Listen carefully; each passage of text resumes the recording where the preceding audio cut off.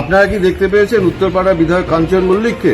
আমরা বাড়ি বাড়ি যখন যাচ্ছি মানুষের একটাই অভিযোগ, গত 5 বছরে এলাকার বিধায়ককে দেখা যায়নি এবং তারা খবরের মাধ্যমে বিভিন্ন সময় দেখেছে তিনি কোথাও রিল করছেন, বিদেশে ঘুরে বেড়াচ্ছেন এবং সংবাদ মাধ্যমে তারা দেখেছে যে তার নাকি সন্তান হয়েছে এবং সেই সন্তানের জন্য নাকি 6.5 লাখ 7 লাখ টাকা খরচ হয়েছে। কিন্তু সাধারণ মানুষের জন্য রাজবাড়ি, একজন বিধায়কের দায়িত্ব হচ্ছে স্থানীয় এলাকার উন্নয়ন। রাজবাড়ির যে হসপিটাল তার কোনো উন্নয়ন হলো না, কিন্তু তিনি সরকারি টাকায় 6.5 লক্ষ টাকা খরচ করে তার সন্তানের জন্য খরচ করলেন। খুব ভালো কথা।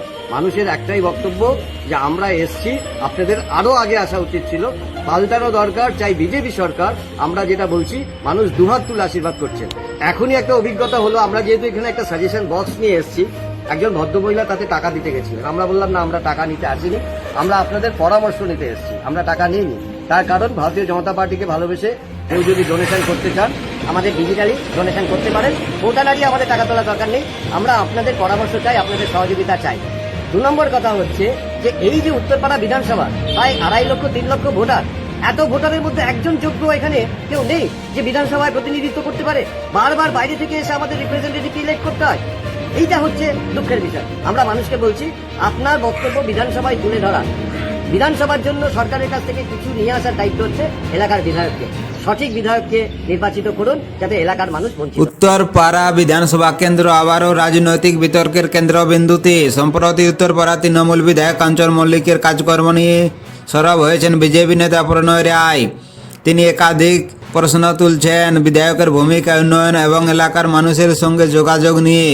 প্রণয় রায়ের অভিযোগ, বিধায়ক হওয়ার পর থেকে কাঞ্চন মল্লিক নাকি এলাকায় পর্যাপ্ত সময় দিচ্ছেন না। সাধারণ মানুষের সমস্যার সময় তাকে নাকি খুঁজে পাওয়া যায় না। এলাকার বেহাল রাস্তাঘাট, নিকাশি ব্যবস্থা এবং অন্যান্য নাগরিক পরিষেবা নিয়ে তিনি সরাসরি সমালোচনা করেছেন। বিজেপির দাবি, উত্তরপাড়ার মানুষের তাদের অভাব অভিযোগ জানাতে গেলে বিধায়কের প্রণয় রায় আরও বলেন, উত্তরপাড়ার জনগণ এবার সঠিক সিদ্ধান্ত নিক। আগামী নির্বাচনে এমন একজন বিধায়ককে ভোট দিয়ে জয়ী করুন যিনি মানুষের পাশে থাকবেন, এলাকার উন্নয়নে সময় দেবেন এবং জনগণের সঙ্গে সরাসরি যোগাযোগ রাখবেন। অন্যদিকে তৃণমূল কংগ্রেসের তরফে এই সমস্ত অভিযোগ সম্পূর্ণ ভিত্তিহীন এবং রাজনৈতিক উদ্দেশ্য প্রণোদিত বলে দাবি করা হয়েছে। তাদের বক্তব্য, কাঞ্চন মল্লিক নিয়মিত এলাকায় কাজ করছেন এবং মানুষের সঙ্গে যোগাযোগ রেখে চলেছেন।